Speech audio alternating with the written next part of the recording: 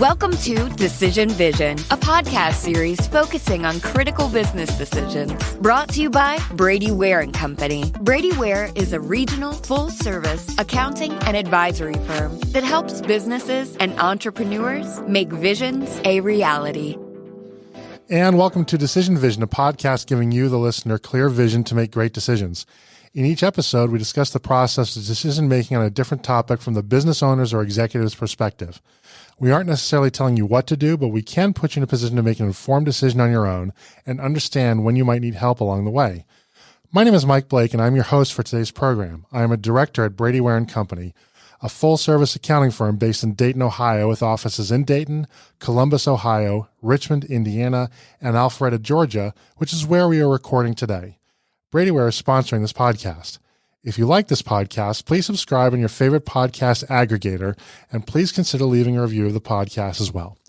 So the question and decision point that we're talking about today is, should I put in a veteran hiring program?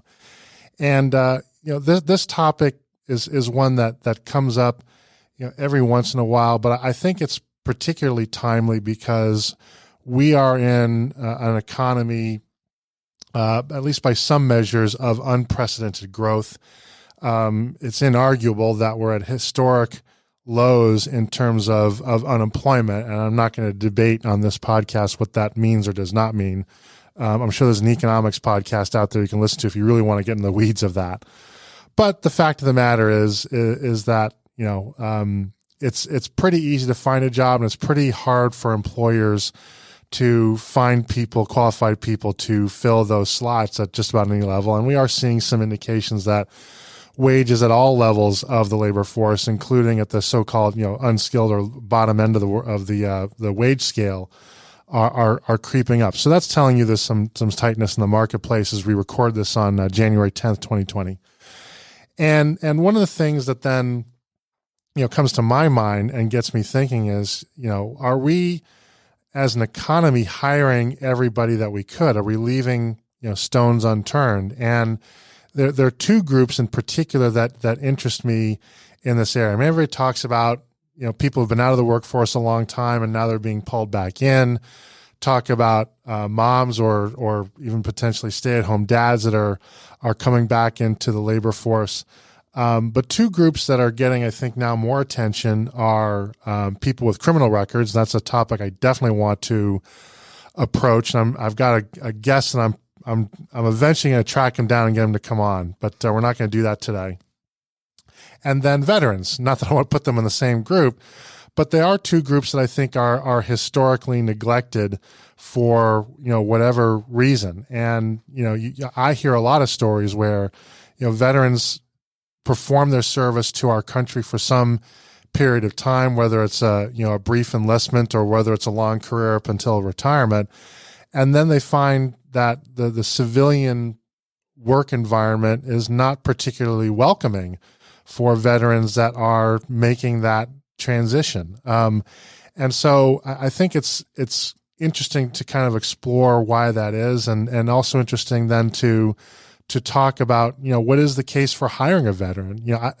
Full disclosure, I think some of the best business leadership books I've ever read have been written from a military perspective. One of them is called Semper Fi, and I read this about 15 years ago, and it talks about the application of U.S. Marine Corps team building methods, particularly when they train recruits from day one till they get through the crucible.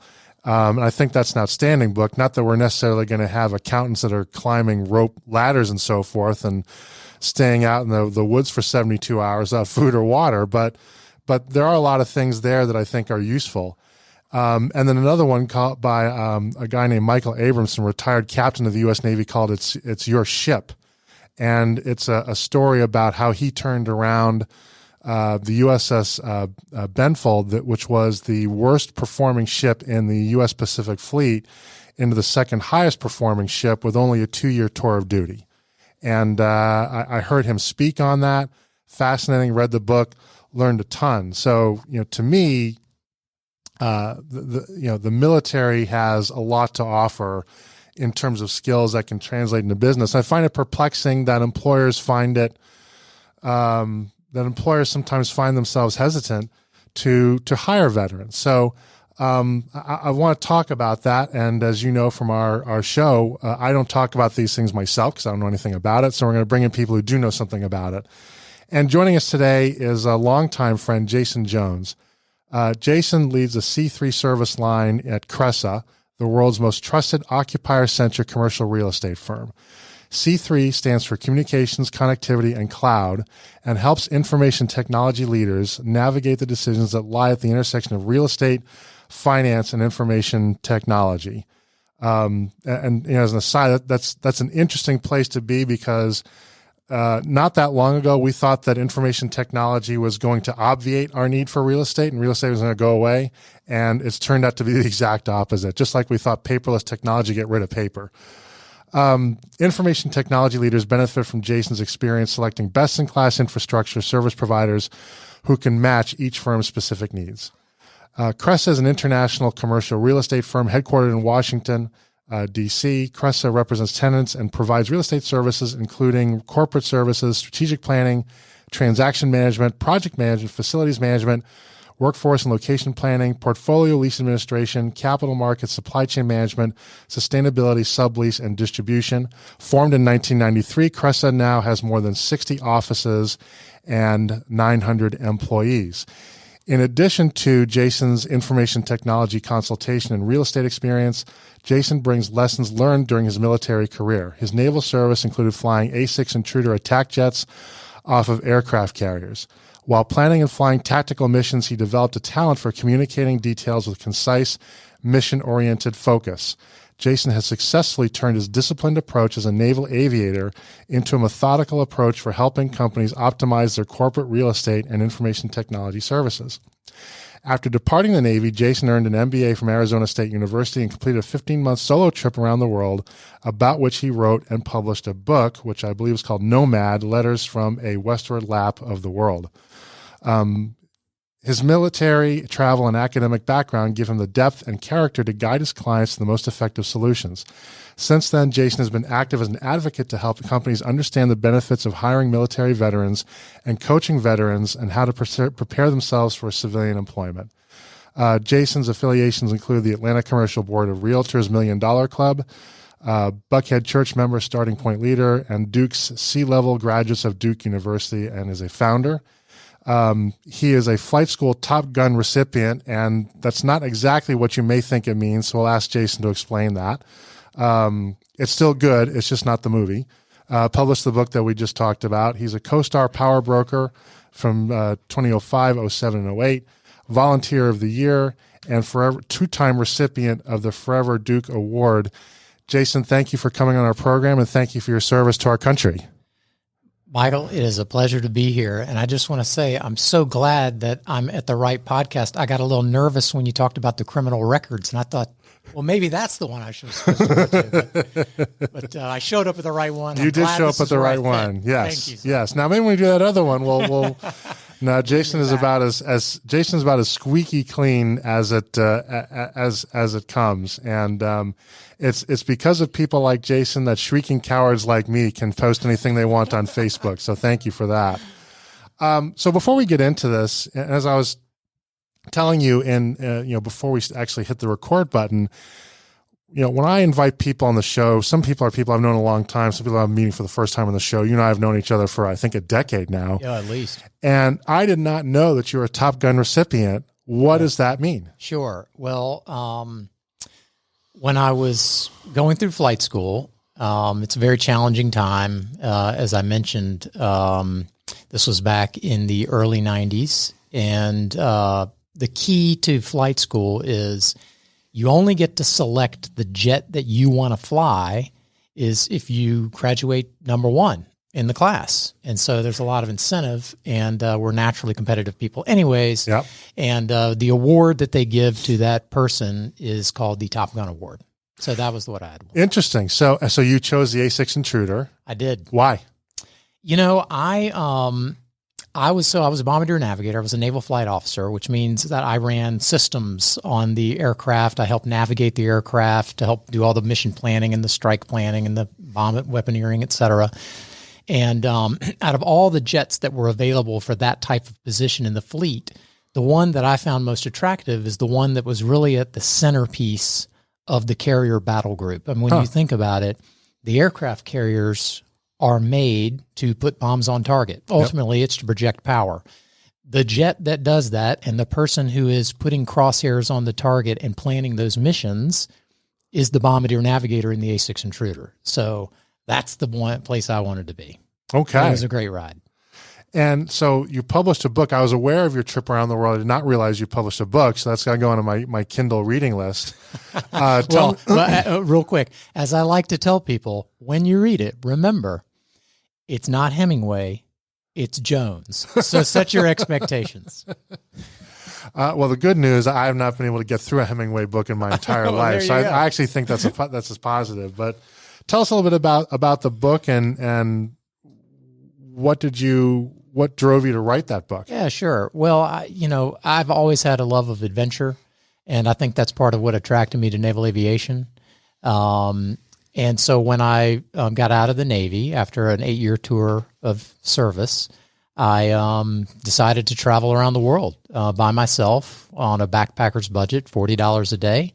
And as I traveled, I kept a journal, as I was taught as a young child on family vacations to always keep a log or a journal. So I did that, and then I started drafting emails to friends and family, letting them know what I was doing, where I was.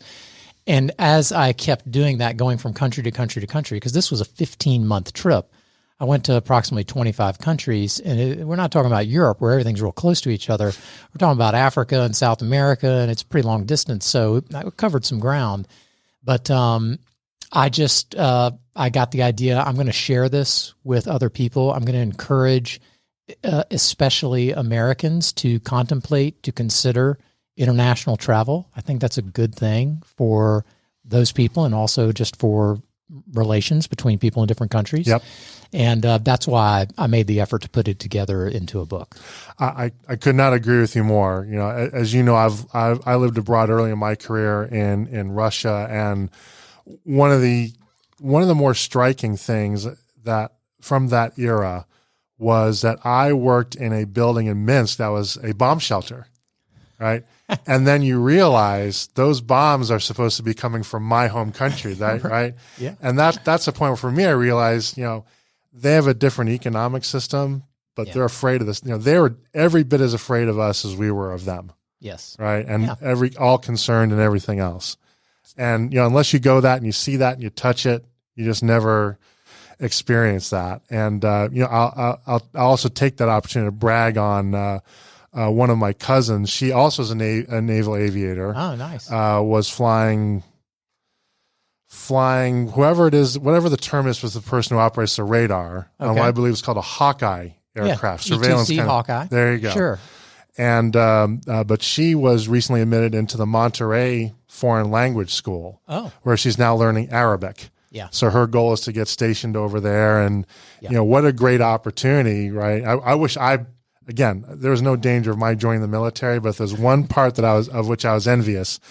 That language school, because it's the finest language instruction in the world, and she's going to take that opportunity to learn about the Arabic world, right? Which is so very different. And Jennifer, you're awesome. So if you're listening to this podcast, you heard it here over the internet.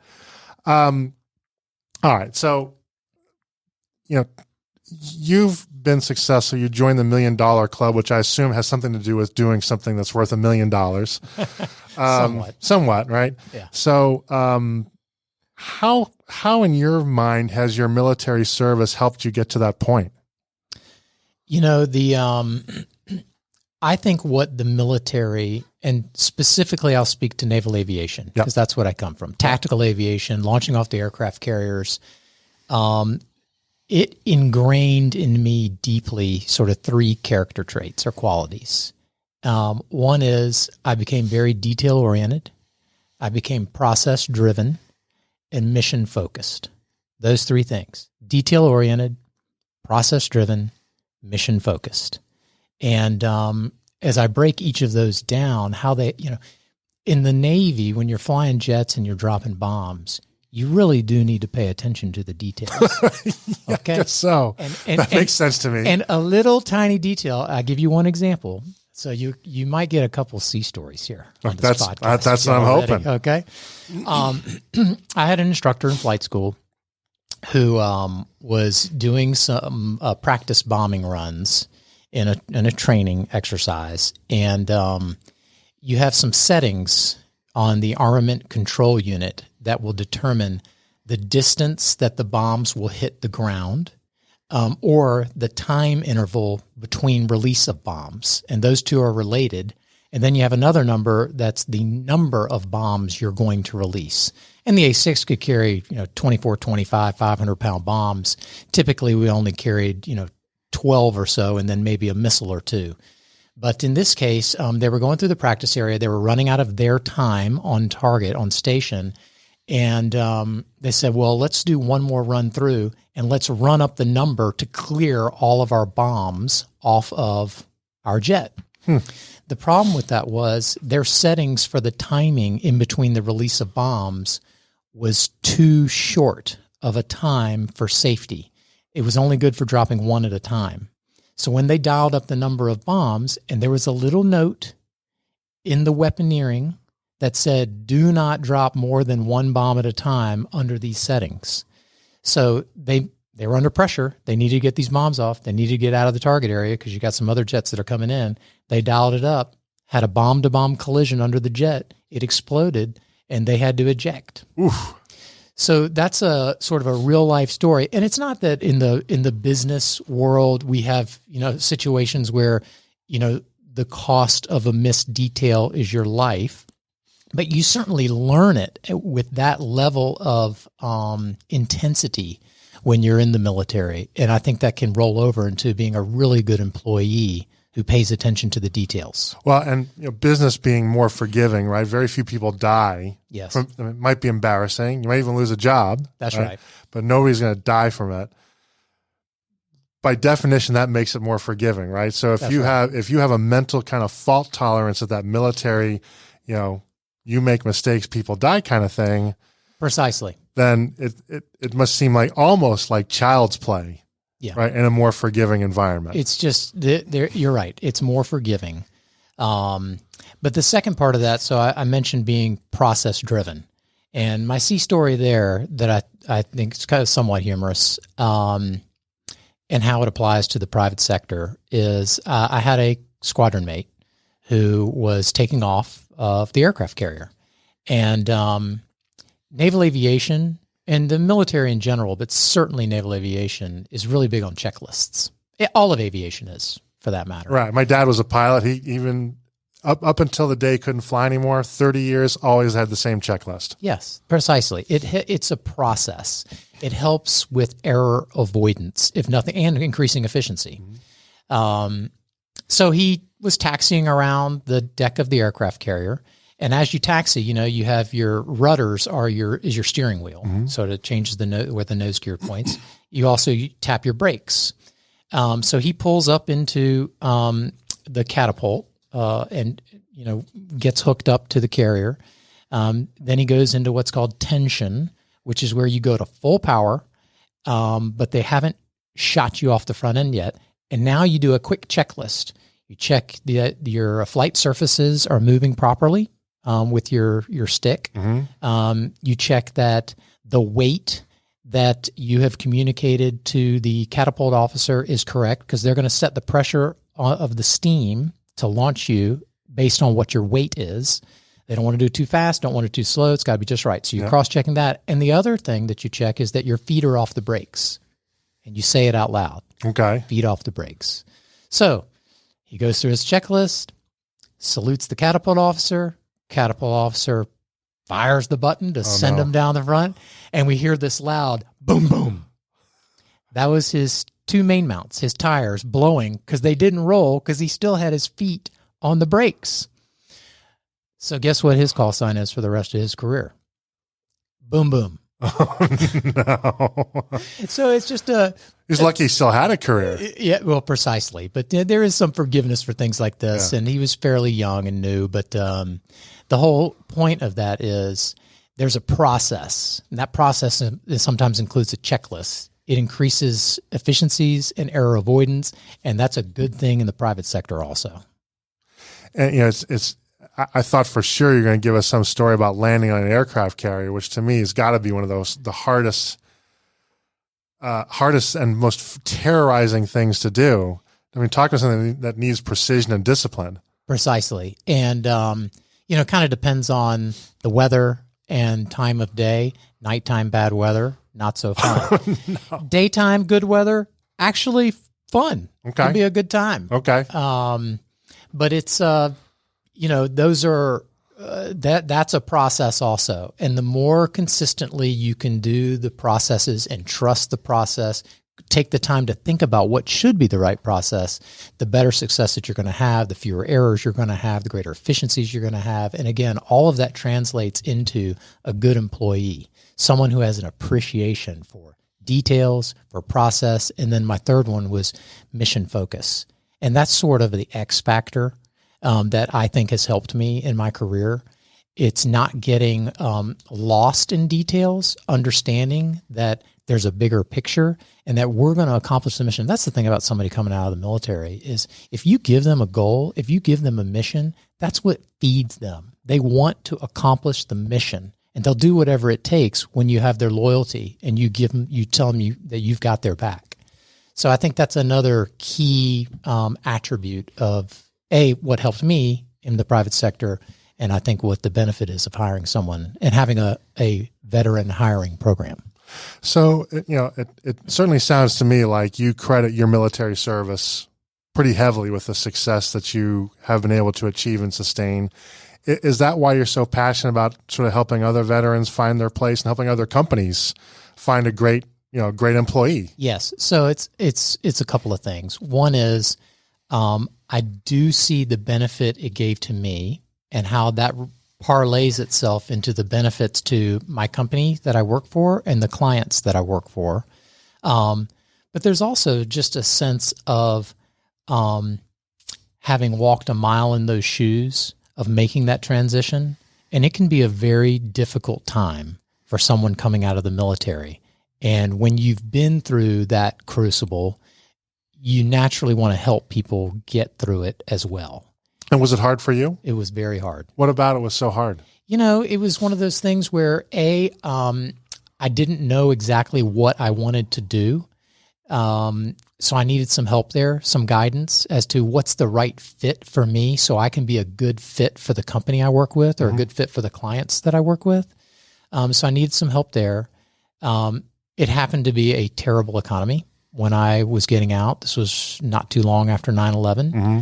And that was a terrible time to try to get hired by anybody, particularly a 100% commission-only based job in commercial real estate where most people are older and have more experience, and that's how they get hired. But thankfully, I had an angel that flew into my life who hired me, and we've been partners for 19 years. So it can work out to hire someone fresh out of the military. There's that loyalty too, right? And, that's another thing that I was going to say. I described attributes for me as a naval aviator, as a tactical aviator. I also think there are 3 characteristics of anyone coming out of the military, just generally speaking, that they're going to have that are of benefit to the private sector, to companies hiring them. And you hit on one of them. But I would say it is they have a tremendous work ethic, they're extremely loyal, and they have a sense of personal responsibility. So tremendous work ethic, extremely loyal, and a strong sense of personal responsibility. Those 3 characteristics go a long way. I mean, you can do a lot with that raw talent, those raw materials. You just have to have a program to capture that talent, to bring it into your organization. And then you've got to have some degree of training to help. And that would be the case with anyone coming into an organization new. But I think that's the That's the investment that's worth making by private sector companies. And that last part about not giving up and making sure that you complete your task. As I've read books on military leadership, I think that's something that they do exceptionally well. They're so good at team building. Yeah. Because ultimately you have to be able to rely on those people in combat, ultimately, right? So there's just no effing around at that point, I have to imagine. Right. And, one thing that struck me about the Marine training program, that one of the ways they train people, I don't know if it's the same way in the Navy, but basically if somebody in the platoon screws up, the entire platoon suffers, right? And to my mind, I think that's about as effective a motivator as anybody. It's one thing if you suffer all the time when you screw up, but then you see that other people are going to pay a price when you screw up, which is exactly what they're trying to do, right? You screw up, they die. That's right. I think that is immensely effective. But then it produces somebody whose focus is not even on the dollars, right? Once you're on that team, you're just like, I don't want to be the weak link. That's right. Period. Well, you reckon, that's that sort of comradeship and being a part of something larger than yourself are great qualities for any organization. And you also have that sense of personal responsibility, that accountability to each other. And I'll give you a good example of the kind of accountability that's expected in the military. And I think, gosh, this is the kind of person that I would want to have in my organization. There was someone I knew, he was a Marine Corps officer, and he was stationed for a period of time at the Pentagon. So he's living in Arlington, I believe it was, and he's got to drive in the next morning. It's his day to do what's called stand the duty. So every command has a duty officer, someone who answers the phone. If there's some type of emergency, they would be the one that's in charge. And it's typically a shift during the day. You're the squadron duty officer for that day, or whatever the case may be. There was a terrible snowstorm and ice everywhere on the roads. He couldn't make it in to stand the duty the next morning. It happened overnight. So he calls up to his boss and he says, hey, look, as you know, there's this terrible snowstorm, ice storm. I can't get in to stand the duty. Well, the response from his boss was, why didn't you drive in last night? You saw that the weather report said there might be. Your job is to be here. And we don't shut down. We don't not go to war. We don't not do our duty just because it snowed or there was ice on the roads. Yeah. You should have come in, set up a cot, and slept here overnight. That's the level of accountability that I'm talking about. Now, am I saying that we really need to go that far in the private sector? Not really. But boy, wouldn't you want somebody who comes from that type of mentality working in your organization?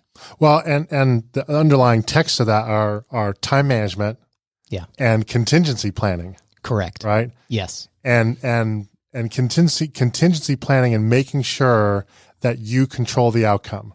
Right. Right. What happened in that case is that individual allowed nature to control the outcome. Right. Which is not, again, like you said, the military doesn't just take days off. Right. That's a great way to get bombed. So, that's right. So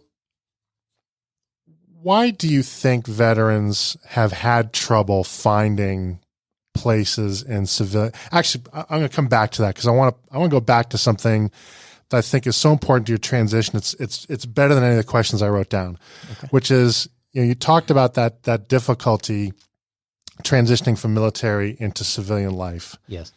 What was it that made the transition possible? You said an angel came down, gave you a shot. Yes. 19 years later, you're still there. Right. I want to drill down more into the micro there, right? They hired you, but you knew how to navigate and how to drop bombs on people. That's right. As far as I'm aware, that's not part of the Cresa job description. You've never mentioned either of that coming up and when you're selling a lease to a data center. Right. Right. That's correct. Yeah. So what was that process like to get you from that to where you are? Did they have to train you a ton? Was it learning by doing? Was it formal training? Was it mentoring? Something else I can't even think. Dumb luck? What was it? Grit. I mean, it's this is the other thing. It's that I mentioned the mission focused and just doing whatever it takes to get the job done. One of the things that I love to learn, so that's convenient. But as soon as you don't go to Duke if you're a rotten student. My application got put in the wrong pile. I'm telling you, I don't know how I got in there. But I feel like, someone took a chance, so to speak, on me because they saw raw talent. And then I had the grit to persevere and teach myself to a large degree. But thankfully, I had the grit and the humility to go to people and learn from them and ask for help. And that's really what I did. It took me 90 job interviews to get that job.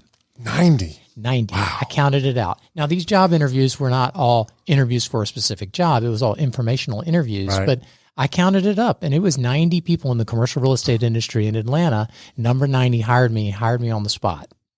But I kept learning along the way. And then once I got that position, I kept those interviews going with now people inside the organization so that I could learn. So that's how, and then it was all on the job training. And that's part of what was tough about the transition.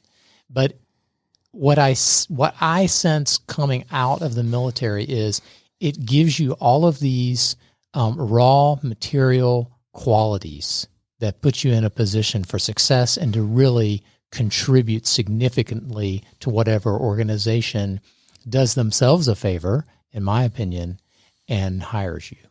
So that's interesting. So a learning point that I'm getting out of this is that if you're an employer and you're looking at a veteran, and most of the time you're going to look at somebody that does not have a directly translatable skill, right? Some of them are. I have another cousin who is in information security and satellite communications. He's a major in the Army. He'll transition to civilian business. In fact, he may just stay in the same place, change his uniform for a suit, basically, or khakis. But I think what I'm learning is that as a hirer, I need to evaluate a little differently, right? Because again, most people are not going to walk in. Oh, I have 5 years of experience in accounting, right? Or I have 4 years of experience in the law, or whatever, or real estate. But the X factor is that a lot of civilian candidates, if they don't have that, it's a wild card as to whether or not they'll be able to get there from there to here. Correct. Right? With a military person, with a military background or veteran, that sounds like that's a lot less of a wild card. Correct. Because again, now here's new mission, right? And it doesn't even enter your mind that this isn't going to work out. You just figure it out. We're going to burn the ships and we're going to make it happen. We're going to burn the ships. We're going to make it happen. Yeah. So, you also get, one thing I'll add is you also tend to get, particularly if you're hiring into a junior position, which it really sort of needs to be for a lot of folks that are, 4 to 8 years out of either college or high school, and they're now transitioning into the private sector for the first time. They're not going to go straight into an advanced position. Yep. It's going to be entry level, and they understand that they're going to rise up quickly and they're going to want to. And I think you should give them that opportunity. But the thing that you get is you get maturity. This is someone who's not straight out of college, who's not straight out of high school. They've got some life experience under their belt, and that has to translate into greater productivity, better culture, all these things that you want. That really, you talk about culture, that's an X factor. And when you have someone who is detail-oriented, process-driven, mission-focused, extremely loyal, tremendous work ethic, understands personal accountability, that's the kind of person I want in my culture. Yeah, and think about, how old were you when you were flying Wright Seaven A6? Would have been from the ages of, graduate college when you're 21 to 28. So at that age, you're in charge of, say, a $20 million aircraft? $15 million, $20 million asset? Easily. Right? Yes. How many 22-year-olds are in charge of a $20 million balance sheet? Well, it's not only that, you're in charge of where your bombs go. Yeah, right. Yeah. And that can be a lot more expensive. And as we've learned, not all at once. Wherever they go, don't do it all at once, right? Yeah. Or just pay attention to the details and do them in the right amount for the right settings. Yeah. Okay. So, you brought up culture, which is great because that segues exactly in the question I want to go to next, which is, I think an interesting thing about the military, I don't know if it's good or bad, but it's a fairly uniform culture, right? By design. I'm sure there are different leaders that have their different styles, but at the end of the day, you're in the U.S. military, you're not, right? And if I'm wrong, please correct me, because again, I don't know anything. I'm just the movies talking basically and having beers with my cousins. Keep going. You're not going to see that in the business world, right? You're going to see a wide gamut of cultures, some of which are highly ordered and regimented, some of which are highly decentralized, some of which may seem flat out insane, right? I'm thinking of Silicon Valley startups, something like that, right? Are there certain cultures that you think veterans are going to gravitate more naturally towards? Or are veterans more of a Swiss Army knife where they can adapt and succeed in whatever culture in which they happen to find themselves? So I think that is an excellent question, and I'm so glad you asked it because it gives me the opportunity to dispel a preconceived notion or just the wrong notion about the military and its culture. Good. So what I'm going to say is counterintuitive. The culture where someone from the military will probably not do well would be a highly regimented, militaristic culture. Huh. So here's why. What folks don't realize is the culture of any type of military service, but particularly those that are combat services, those that are going to require someone to go into combat, require that person by definition to operate in a dynamic environment. They have to be a decision maker. They need the freedom to make decision. So what you do as a good leader for combat services is you explain the big picture, you tell them what the mission is, and then you leave it up to them to figure out how to do it. Because you never know what happens in the haze of combat where the circumstances are going to change. They're going to have to call an audible. They're going to have to adapt to the circumstances. But as long as they know the big picture and the ultimate goal, they'll be able to make those changes in that rapidly changing dynamic environment to accomplish the mission. That reminds me of something I think is attributed to Eisenhower, who said that every battle plan is great until the first shot's fired. There you go. Or something like that, right? That's right. You think about D-Day, there's so many things that went wrong in the invasion of D-Day. And to a certain extent, one of the reasons the Allies prevailed is because more things went wrong for the Germans. But it was not a flawless. It takes. Yeah, it was not a flawless. No, of course not. Operation. People landing where they weren't supposed to. Exactly. Those poor guys crossing the British Channel, they were fed like a 3,000 calorie breakfast. And, you can predict how that worked out. And again, sort of best laid plans. So that you're right. It is counterintuitive because the stereotype is I've got to have almost a Marine boot camp style of management to let somebody from the military really flourish. But in point of fact, where the military exceeds is when they have to think for themselves. It's because you're not always going to have somebody telling you what to do. That's what that's what all of the training is about in the military, is putting that person in position to be able to think creatively for themselves, yet keep the bigger picture mission in mind. I can think of no better employee that I would want to hire, right? Yeah. That's what you call to some degree, this is a little slang, is a fire and forget type employee, okay? And I got this from our one of the guys who used to work for our buddy Scott Paquette. And this person, when Scott was describing him, it's a mutual friend of ours, he said, "Oh yeah, that guy's fire and forget." And what he means by that is there are anti-tank missiles, this is just one example, where when you shoot that missile at the tank from a shoulder-fired launcher, there's a little wire that uncoils, but it's connected to that missile, and you guide it all the way to the tank.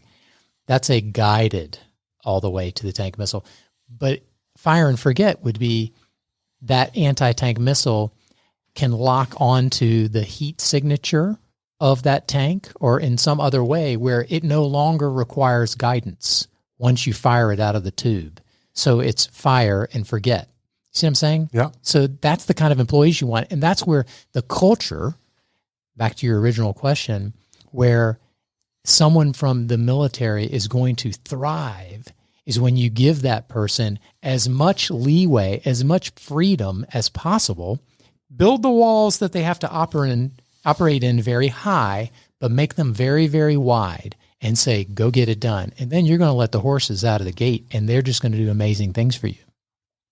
So all this sounds fantastic. And as an aside, we actually have a Marine that is starting in our group starting on Monday. So I'm really happy about that. Yeah. With all this that's going for veterans, why does it seem like they have trouble getting hired? Well, those that may have trouble, and so I don't know what the statistics are or what have you, but I think there's a couple of things. One is their preparation for transition. I can only speak to my experience. Right. I got out of the Navy in 1999, so that was a long time ago. It wasn't a great process for preparing me for that transition. So I think there's preparation is one challenge. But the other challenge is, and that's why I'm so glad to have an opportunity to do this podcast, is awareness on the business side in the private sector of how to translate their experience, their character traits, the qualities that they bring to their organization.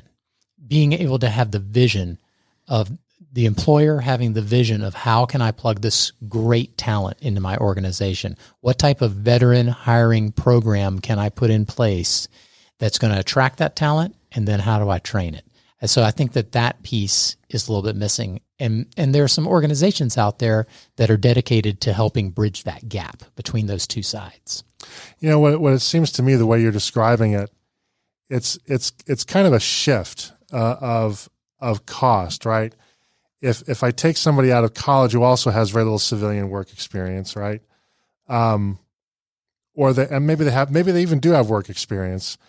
The issue I may have some comfort on the direct skill set translation side, and the place where I'm going to wind up spending most of my time is on building culture, discipline, work ethic, the desirable, ironically, the soft things that make an employee long-term successful, right?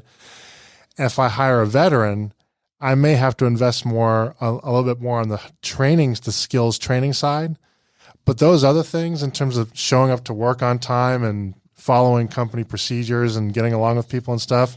Being able to think creatively and keeping the mission fire focused. And forget. Yes. Right? That's done. I can check off that box and I can forget about it. Right? And it's in the long run, it's probably cheaper, easier, and more effective to train the execution skill than it is to train the person in terms of how they're going to be as an employee and a team player. Because the military's already done that for you. The execution skill piece, that's a repeatable process. Yep. And the soft side stuff, that's it's more difficult. So let me ask that, and you may not know the answer to this question. So I'm going to give you a pass anyway. But I'm curious. I can always pretend. Yeah, well, there you go. So one question I'm curious about: if somebody were to apply for a job at my organization, can I call the military and ask for a reference, or is there a military record, something that I can access as a matter of public record? How do I check somebody's background the same way I might check a civilian applicant? Yeah, my only answer to that I'm aware of is that you can, at a minimum, ask the service member, the former service member, for what's called their DD 214, Department of Defense Form 214, which is your exit paperwork, which basically says, were you given an honorable discharge, a dishonorable discharge, a bad conduct discharge, And that will at least let you know with that standing. There may be more, Mike, but that's the only one that I'm aware of. Okay, fair enough. So this has been great. I've learned a ton. I think one last question I want to ask before we wrap up here is there a difference? You've talked a lot about, because I think this is your direct experience. You retired from the military relatively early in your life, on the right side of 30, as they say. But there are others who are going to go into the workforce that have had a full, is it 20 or 25 year retirement? 20 years. 20 years, right? Yeah. And so they're going to, have retired, and they're going to have some income coming because they've earned it. Is there any kind of, but a lot of them want to kind of have that second career, right? They're only 45-ish, right? And a lot of life left, right? Maybe you're not ready to play golf for the next 50 years or so. I'm over that number, and I got a lot of life left. God willing, right? So, right. But is there a difference in your mind, do you think, in hiring somebody that's had that full military career and is going for chapter 2 as opposed to somebody who's relatively young, and maybe there's a different kind of life priority? Am I making any sense of that question? Yeah. I think the idea is, how motivated are they going to be really? Yeah. What kind of effort are they going to put in? How much initiative do they have really? My thought there is, let's take a look at some private sector folks that never spent a day in the military and had a career change. Okay. So, for instance, let's take one example. You're familiar with David Cummings. Sure. Right? So for those listening who don't know, David Cummings is a highly successful entrepreneur, serial entrepreneur type. So he had an exit, a big one, with a company called Pardot. He was had to be in his early 30s. I'm not sure, but he was young. When he sold out and made his gajillion figure number, and he came to you and he said, Mike, I've got an idea. I've got some ideas. I want to go to work. Would you hire that guy? I think I would find a way to hire him. Yes. I think I'd find a way. David, if you want a job, if you're listening, let us know. I'll get you in touch with our HR person. Right. He left that big exit, which was a really big number, and bought a building and started a startup community, the Atlanta Technology Village, and a fund, all sorts of things. So it's less about are you at the end of one career and how motivated are you because you finished up this career and maybe you have a pension. It's really about the person. How hungry is that person? I just think the fact that they were in the military and they hit a retirement age is really irrelevant. It might be something, okay, we need to ask this question, but that doesn't mean that they're not going to have initiative and not be motivated, et cetera, et cetera. Plenty of life left in somebody who is now in their mid-40s and ready for the next thing. All right. Well, it's we're running out of time, and it's time to wrap up. But there are probably lots more questions that could be asked, and our listeners are going to think of. If someone wants to reach out to you to maybe ask a question about, maybe they're a veteran looking for some help, or they're considering hiring a veteran or putting in a veteran employment program, can they contact you if they want some advice and guidance? Yeah, sure. I think there's two things that I would say. Number one, very easy to find me. Easiest way is just my name, and you can Google it with the word Atlanta, because that's where I live. You Google Jason Jones Atlanta, my profile on my bio from my company Cresa, where I help folks with voice communications and network connectivity, will come up. Top of the page, amazingly. We must have a really good marketing person who's working on the search engine optimization. But the other thing that I would say is there's one organization that I do want to mention that, as I mentioned earlier, there's two sides to the coin of a veteran getting hired. One is the veteran being prepared and being able to translate what their skill set is to the private sector, and the other is the private sector company understanding. And one nonprofit that actually is headquartered here in Atlanta, although they do work all over the world, is called Hire Heroes. And you can obviously just Google that. hire heroes. They have job boards where companies can post their position and veterans can go to take a look at what's available. Obviously, these are people who are interested in the benefits of hiring a veteran or having a veteran employment program. They do employer training, which is where they will train your HR staff on veteran hiring and retention. They'll do virtual career fairs. They'll have talent sourcing where you get pre-screened emails direct to your inbox. So I think that would be a good organization to look into if you have an interest in veterans. All right, very good. Little information nugget at the end. Thank you so much. That's going to wrap it up for today's program. And I'd like to thank Jason Jone so much for joining us and sharing his expertise with us today. We'll be exploring a new topic each week, so please tune in so that when you're faced with your next executive decision, you have clear vision when making it. If you enjoy these podcasts, please consider leaving a review with your favorite podcast aggregator. It helps people find us so that we can help them. Once again, this is Mike Blake. Our sponsor is Brady Ware & Company, and this has been the Decision Vision Podcast.